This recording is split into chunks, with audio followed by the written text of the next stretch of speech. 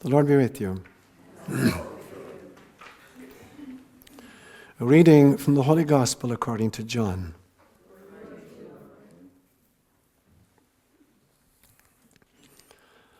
After these things, Jesus showed himself again to the disciples by the Sea of Tiberias, and he showed himself in this way. Gathered there together were Simon Peter, Thomas called the twin, Nathanael of Cana in Galilee, the sons of Zebedee, and two others of his disciples. Simon Peter said to them, "I'm going to go fishing." They said to him, "We'll go with you." So they went out and got into the boat, but that night they caught nothing. Just after daybreak, Jesus stood on the beach, but the disciples did not know that it was he. Jesus said to them, "Children, you have no fish, have you?" They answered him, "No." He said to them, "Cast the net to the right side of the boat, and you'll find some." So they cast it, and now they were not able to haul it in because there were so many fish. That disciple that Jesus loved said to Peter, "It's the Lord." When Simon Peter heard that it was the Lord, he put on his clothes because he was naked, and then jumped into the lake. But the other disciples came on in the boat, dragging the net full of fish, because they weren't far from the land, only about 100 yards off. When they got ashore, they saw a charcoal fire there with fish on it and some bread. Jesus said to them, "Bring some of the fish that you have just caught." So Simon Peter went on board and hauled the net ashore full of large fish, 153 of them. And though there were so many fish, the net was not torn. Jesus said to them, "Come and have breakfast." Now, none of the disciples dared to ask him, "Who are you?" because they knew it was the Lord. Jesus came and took the bread and blessed it and gave it to them and did the same with the fish. This was now the third time that Jesus appeared to his disciples after he'd been risen from the dead. A gospel inspired by God.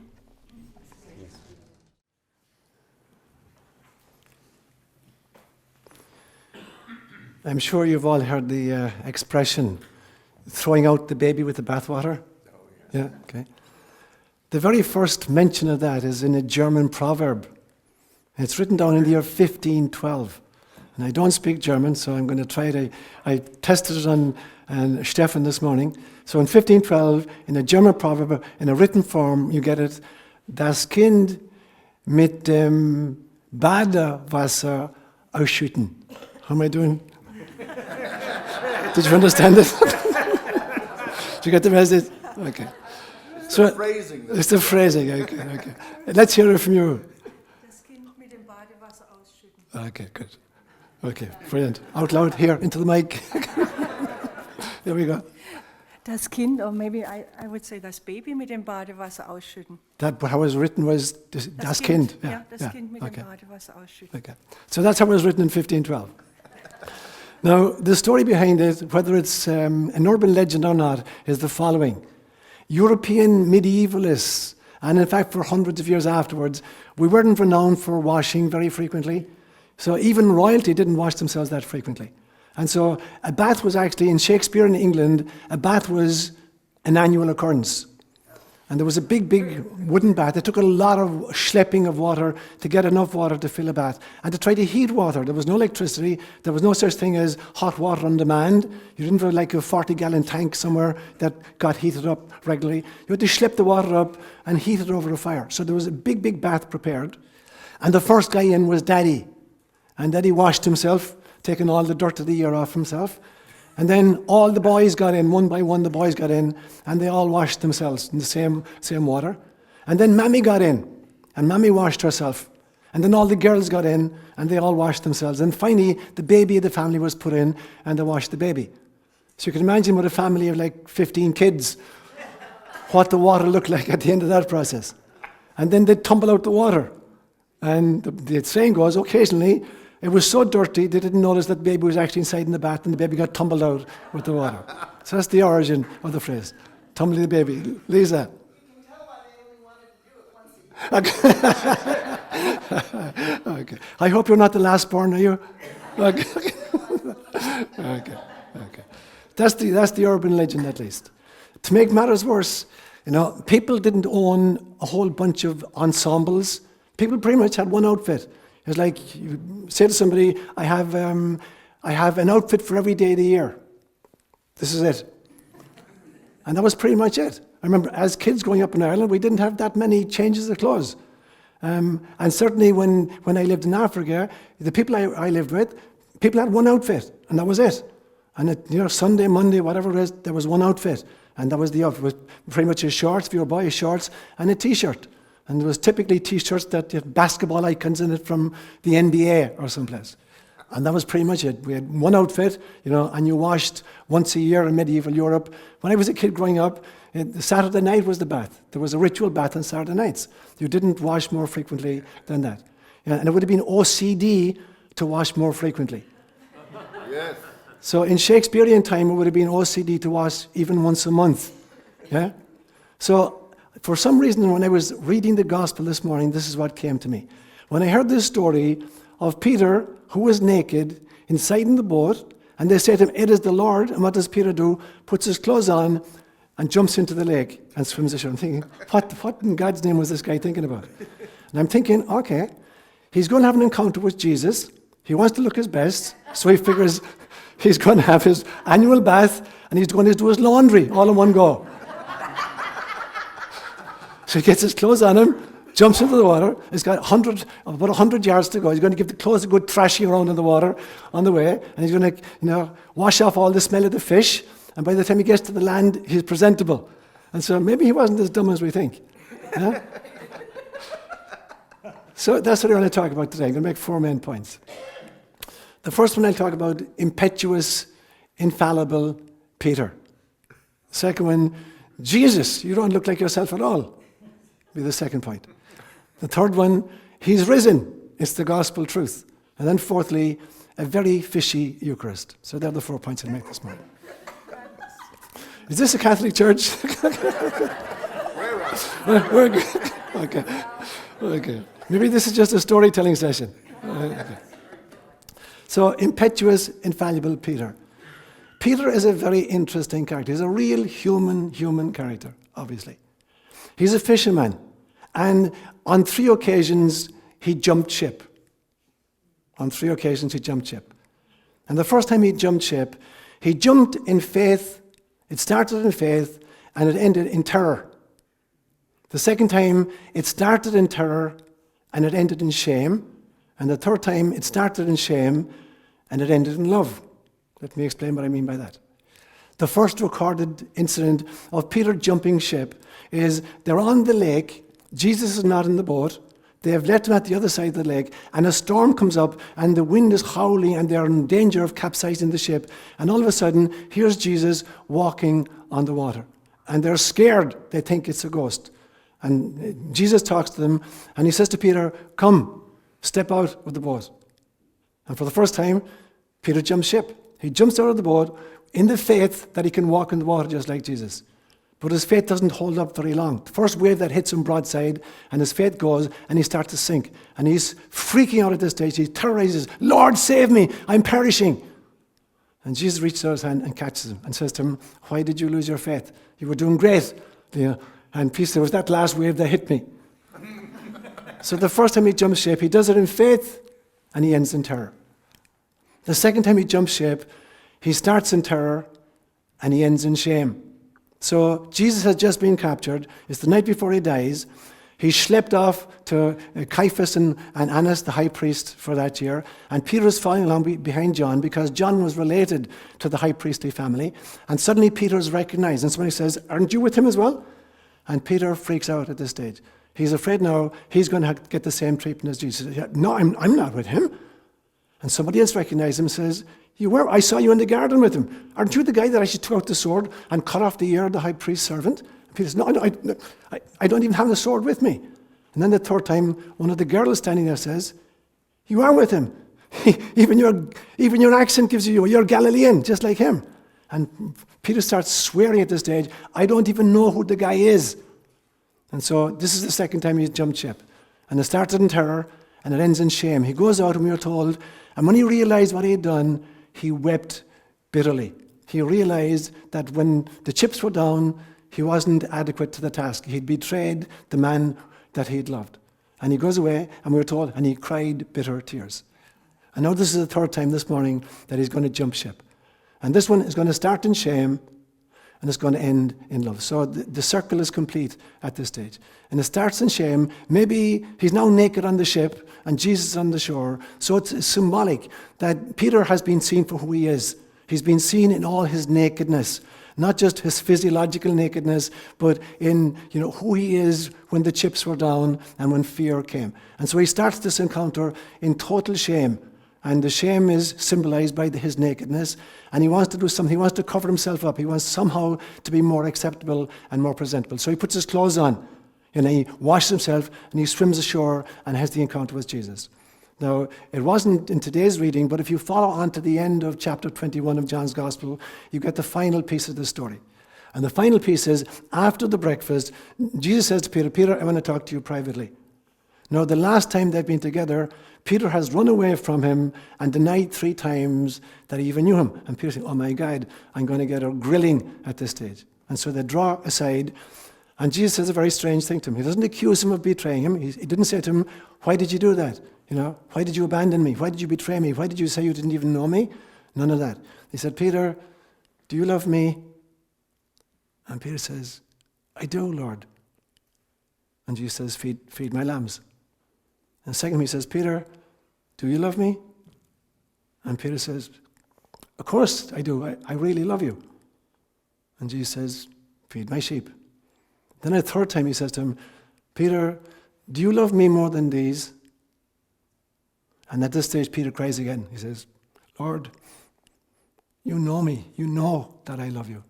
I'm weak. I was afraid. I was scared. I was terrorized. But you know that in my core, I really love you. And Jesus says, okay, Peter, feed my flock. So there's no accusation whatsoever. So now it's complete. There's 3 jump ships that started in faith and ended in love and visited terror and shame in the interim. And so that in some sense is the story of Peter. But it didn't make him an enlightened being. He has love, but he's got all the old human failings. He's not infallible by any manner of means. When you go on and read about, in the Gnostic Gospels, subsequent encounters, post-resurrection encounters, where Peter is part of the group, Peter is still, the hot-headed individual he was. He's still jealous, and he's still a misogynist. So you get, for instance, in the Gospel of Philip, there's encounters where Jesus reveals stuff to Mary of Magdala that he's not revealing to the others. And the others others ask Mary, what did he tell you? And Mary begins to say to them what Jesus had revealed to her that he hadn't revealed to them. And Peter's reaction is, I don't believe it. He wouldn't say stuff like that just to a woman. You're just a mere woman. So Peter is he's not an enlightened character. In spite of his journey, he's still very, very fallible. And right up to the end, he's a hothead, he's jealous, and he's a misogynist. But he's trying his best. He's a human being trying to follow Jesus and trying to love Jesus as he can. But in no way could you say that he's an enlightened person. So it's always interesting to me then that it took the Roman Catholic Church 1,871 years to figure out that Peter was infallible and that all the subsequent popes were infallible. Does that behavior sound like it's infallibility to you? So that's my first point. Let that ride for a few minutes. Second point is this. I call it, Jesus, you don't look like yourself at all. Today, again, you get this very strange anomaly where they recognize Jesus, but there's something different. They don't quite recognize him.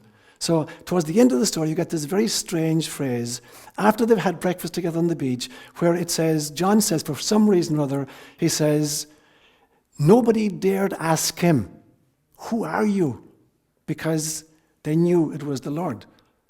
Now, that's a very, very strange statement. Why would John even put that in? If they knew it was the Lord, why would he put the phrase in, nobody dared ask him, who are you? So there's something about his post-resurrection appearances that don't quite fit the bill. And this comes through in all of the post-resurrection appearances. The very first one is to Mary of Magdala. And Mary thinks he's the gardener. Mary, who's his closest companion, Mary who loved him and understood him better than anybody else loved him or understood him.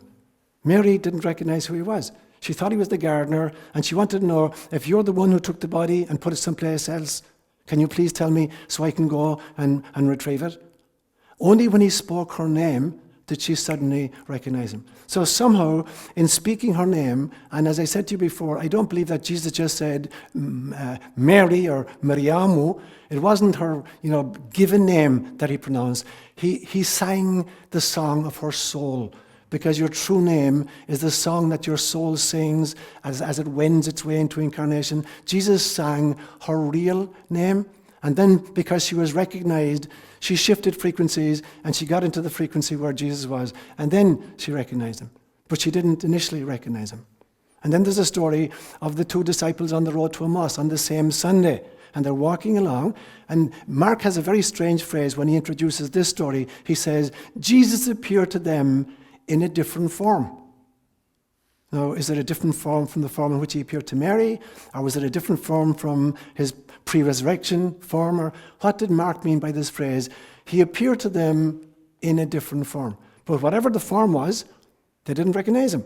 And they're walking along the road. This is just 3 days after Jesus has died. And these are two of his disciples. And they're talking about this. And this character comes up behind them, and he joins them. And he says to them, what are you talking about? And they turn around and say, are you the only stranger in Jerusalem? Stranger?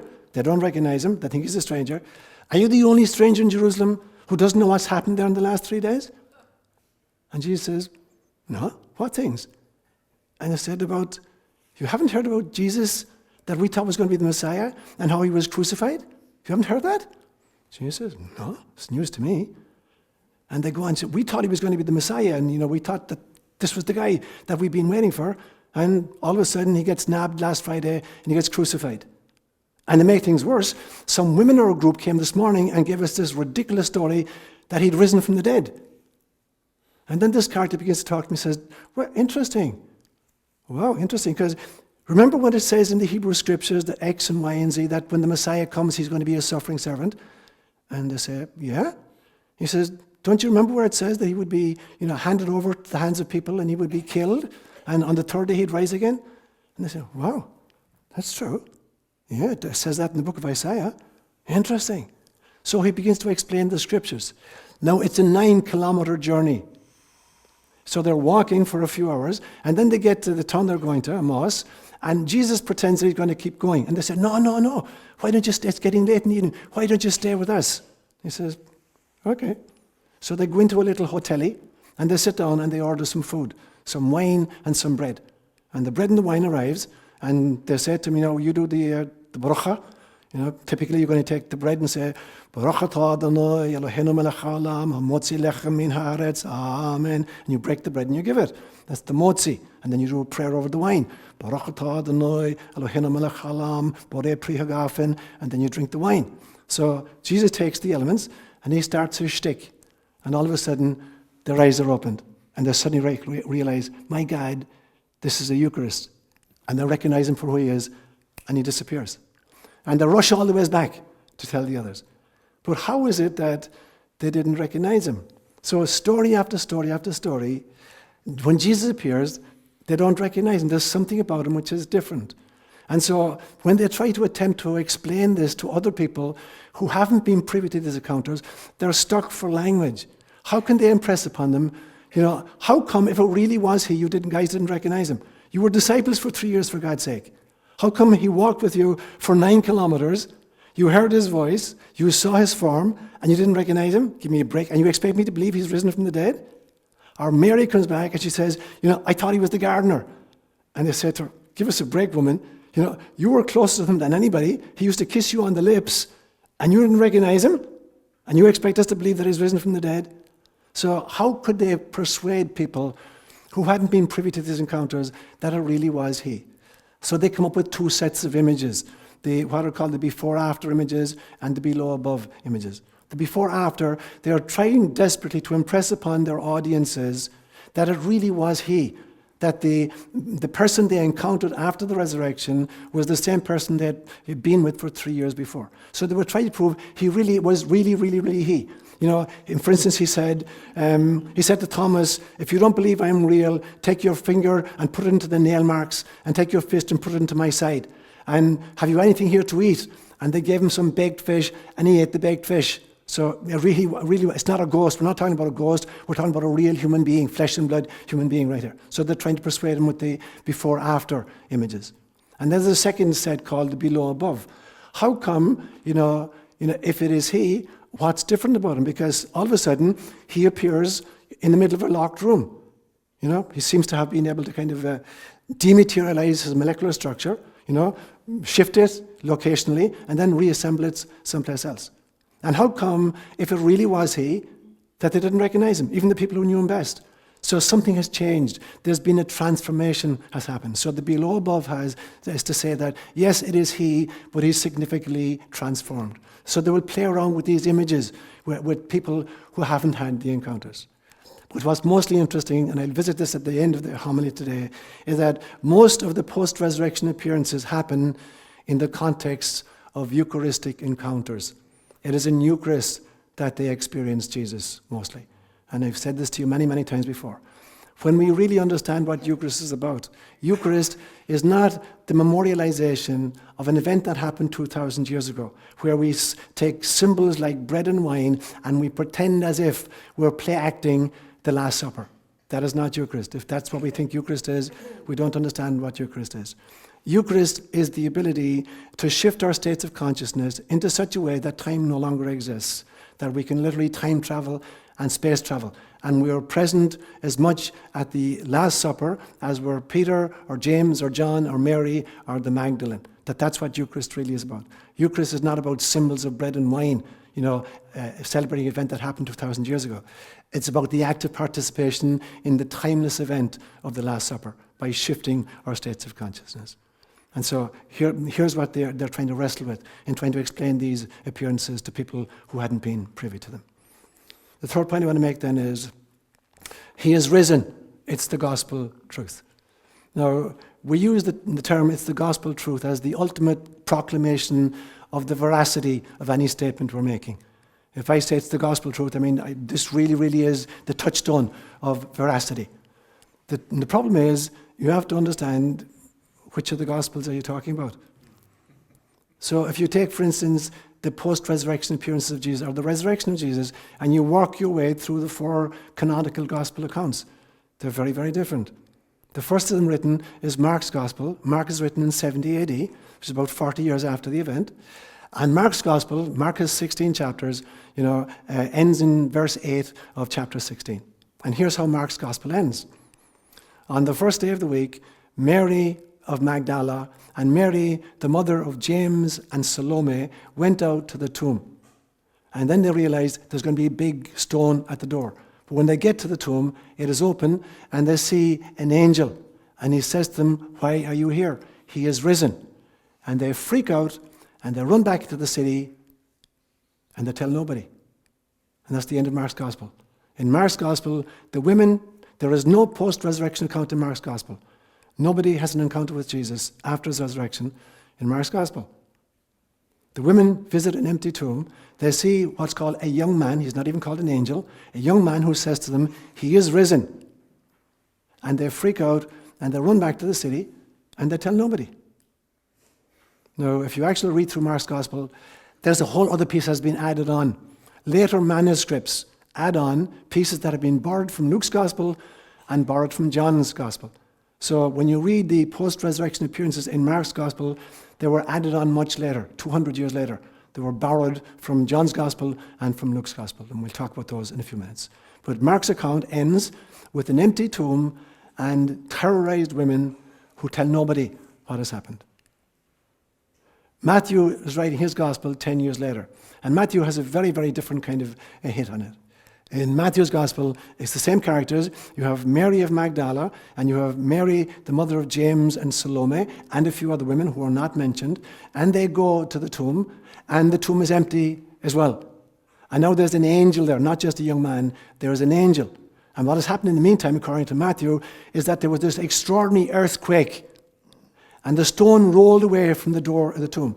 And the guards, the soldiers who were set there, freak out And they run back into the city, and they tell the chief priests what has happened. And the chief priests say, here's some money. Keep your mouth shut. So, tell people that you fell asleep, and when you were asleep, the disciples of Jesus came, and they took the body away. And if the Pilate gets to hear about this, we'll settle it with him. Don't worry about it. We'll settle that with him. Now, this is real mishegas of a story. Firstly, if they were asleep, how could they make the statement that the disciples came and stole the body? If they were asleep, they didn't witness it happening. And secondly, for soldiers centuries to fall asleep on duty, they would have been executed immediately. So it's a serious, serious crime. So it doesn't make any sense whatsoever. But this, allegedly, is the story that gets told according to Matthew's Gospel to explain away the thing. In the meantime, the women are run back from the tomb, and as they're running back from the tomb, they have an encounter with Jesus, according to Matthew's Gospel. They have an encounter. And then they go back and they begin to tell the disciples. And the disciples won't believe them either. Now, there's a reason for this. Women are not reliable witnesses. In the Bible time, actually it's true. A woman could not be a witness. The testimony of women was totally unacceptable in a court of law at the time of Jesus. So for women to witness an event, there was no weight to that. So for the women to come back and say anything, it meant nothing to them. Now, if men had witnessed it and came back, they would get a hearing at least, but the women wouldn't even get a hearing. And so there's a reason perhaps why in Mark's Gospel they don't even tell anybody. Nobody would believe them anyway. And in Matthew's Gospel, when they come back and they try to tell it, they're not believed because they're just women and their testimony doesn't count. So there's Matthew's account of it. By the time we get to Luke is another 10 years later from Matthew. So Luke is writing about the year 90 AD. In Luke's account, the women come to the tomb again, and there's an encounter now, but it's not a young man, and it's not an angel, it's two angels in the tomb. And there's an encounter with them, and he tells them he is risen, but they don't encounter the risen Jesus in Luke's Gospel. So the first encounter is the two disciples on the road to Emmaus, the one I just spoke about a few minutes ago, where they didn't recognize him until they broke bread together. And these two guys rush back, although it's now nighttime, they rush back to Jerusalem to tell the 11 that he's risen. And by the time they get back, it seems, according to Luke's Gospel, Jesus has already appeared to Simon Peter. And as they're trying to tell their story, the 11 said, yeah, we know. He's already appeared to Peter. And so now there's real evidence because men have encountered Jesus. Two men on the road and Peter, and now they're going to take it more seriously. So there's Luke's account of the post-resurrection appearances. John's Gospel is the last of the four canonical Gospels written, and this is written about 100 AD. And in John's Gospel, the first person at the tomb is Mary of Magdala. And the tomb is open, and it is empty. And she's freaked out, and she runs back and she tells Peter and John, and they run out to the tomb, and they're able to run much faster. And of the two, John is the younger man. John gets way ahead of Peter. He gets to the tomb, he looks in, but he doesn't enter. Either allegedly out of respect for Peter or because he's scared. He's just looking in. And Peter finally arrives breathless, and Peter goes inside and he sees the cloths that the body had been wrapped in two locations. The big one, which had been around the body in one place, and the cloth that had been around the head in someplace else. And then the beginning, oh my God, maybe it's true. Maybe he has risen. And they go back to the city and they pass Mary coming out. And they just ignore her again. And Mary comes back out to the tomb, and she's sitting at the side of the tomb, weeping and looking in. And she looks in this time, and there's somebody sitting in there, an angelic being. And he says to her, "Woman, why are you weeping?"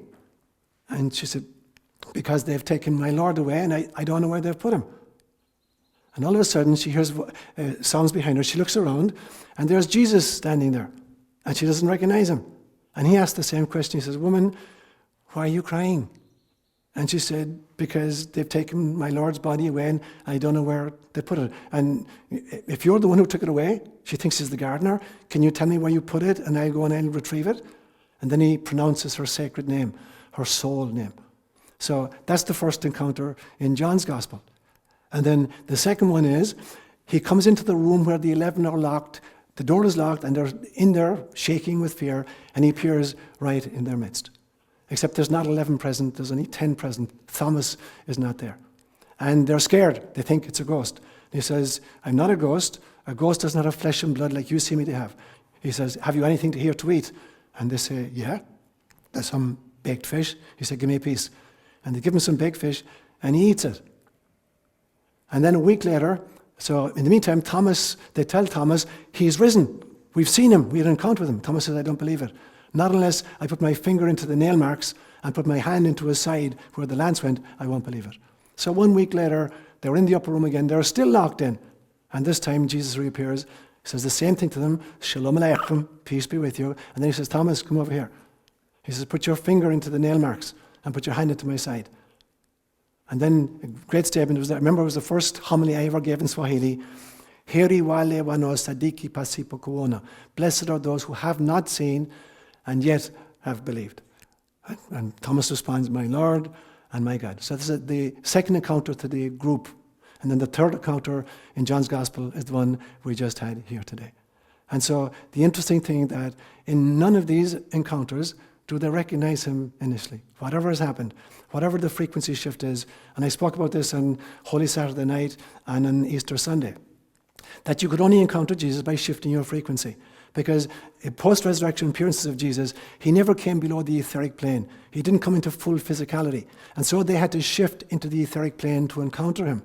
And when they shifted and were at the same level as he, then he was as substantial and as real as they were. But there had to be a shift in frequency and a shift in dimensions and a shift in states of consciousness in order for those encounters to happen. So the fourth point I want to make then is a very fishy Eucharist. Mark's Gospel, again, which is the first one written, has 16 chapters long. It devotes a half of one chapter to the Last Supper. And in the course of that half chapter, it talks about the institution of the Eucharist. Matthew's Gospel is 28 chapters long. It too devotes a half a chapter to the Last Supper, most of which is taken up with the notion of the first Eucharist. Luke's Gospel is 24 chapters long. Luke devotes a half a chapter to the Last Supper, and most of which is taken up with the institution of the Eucharist. John's Gospel is 21 chapters long. He devotes 5 full chapters to the Last Supper. Not a half a chapter, 5 full chapters to the Last Supper, and never once mentions Eucharist. There is no mention of Eucharist in John's Gospel, unless you know how to look for it. And when you know how to look for it, there are actually 2 different episodes in John's Gospel, but none of them take place at the Last Supper. One is found in chapter 6, where he feeds the 5,000 in the wilderness with the loaves and fishes. And there's the Eucharistic formula built into it. You know it's a Eucharistic formula because he took it, he blessed it, he broke it, and he distributed it. And when you find those 4 phrases, you know you're in the presence of a Eucharistic encounter. So it happens for John in the desert, where he feeds 5,000 people by taking bread and fish, breaking it, blessing it, and distributing it. So you know you're in a Eucharistic encounter. And the second Eucharistic encounter was today's story. So the first one happened in the desert, and the second one happens on a beach. Neither of them happen, in the upper room, as the synoptics would have us believe. Happens on the beach. And it's a very interesting story. It's early in the morning. The guys have been fishing all night. They caught nothing. And all of a sudden, early morning, this figure standing on the beach, and he says to them, "Did you catch anything?" And there's this terse, monosyllabic reply, "No, butt out, landlubber." And Christ says to him, "Maybe if you throw your net onto the right side of the boat, you'll catch something." And you can imagine the reaction. There's 7 fishermen on board, and there's this landlubber, on the shore, and he's telling them how to fish. But for whatever reason, they decide to do it. And there are so many fish caught that they can barely haul it ashore. And then they recognize that it is he. And he invites them to breakfast. And they get there, and there's a charcoal fire burning, and there's fish cooking on it, and there's some bread. Now, there's only 8 of them total. So if Jesus knew that this encounter was going to take place, why didn't he have enough fish and bread? Did he buy what he had? Or did he just make what he had? Wouldn't it have been easier, just as easy, to make enough food for the 8 of them, enough fish and bread for the 8 of them? So why did he was only cooking for a few? Why did he have to say to them, take some of the fish that you guys just caught and bring it out so there's enough for all of us? So what's the point of that? The point of that is that this is a symbolic gesture. There's a passing of the baton. Jesus has been feeding them for 3 years. Not just physical food, but spiritual fare. Now, they themselves will have to catch what they're going to feed themselves and others. It's the passing of the baton. He won't be feeding them anymore. There'll be no more words from Jesus to feed them or to feed us. They now will be responsible for fishing and providing their own food, their own spiritual fare, and promulgating it, disseminating it, and offering it to others. And that's the invitation for every one of us in this time and this place. The baton has been passed. We need to learn how to feed ourselves, and we need to learn how to feed each other by going deeper and deeper into the lake. And the lake represents the deep spiritual unconscious, the place where the resources reside. Every single one of us, it's incumbent upon every single one of us to feed both ourselves and each other by having the courage to dive deeply into the lake and to pull to the surface what's hidden there. And then the final piece, this very interesting number, where when he tells Peter to go on board and bring some more fish. Now you can imagine, breakfast is almost ready, the other fish is already baking, the bread is ready, and Peter's been told, go on board and pick up some more fish. And what does he do? He goes in and he starts counting them. Now can you really believe that he got into the net and he's going 1, 2, 3, 4, 5, 6, 7, 8, 9, 10, 153, and then he picks out 3 or 4 and brings them ashore. Now, what's the point in that story? Was there 153 fish in it? It's a totally symbolic number. According to Greek zoology, there are 153 different species of fish in the world. Now, that was the science of the time. We know that there are infinitely more than that, but that was the taxonomy and that was the zoology of the time. Greeks believed there was 153 different species of fish on the planet. So this is a symbolic number representing the fact that in the net, which represents the kingdom of God, all tribes are present. There are no peoples excluded from this. There's no such thing as a chosen race. There's no saved and there's no damned. The kingdom of God is a net that takes in all sentient beings, not just all human beings, not just all life form on planet Earth, but wherever life is, wherever there is sentience, there is the kingdom of God. Everything is invited into the kingdom. Nothing is thrown away. And that is maybe the final injunction of Jesus, that realization that the kingdom of heaven is not about gender and is not about ethnicity. It is not about chosen people. It is not about sinners and saved. It's about the fact that everything that emanates from the heart of God is meant to return to the breast of God.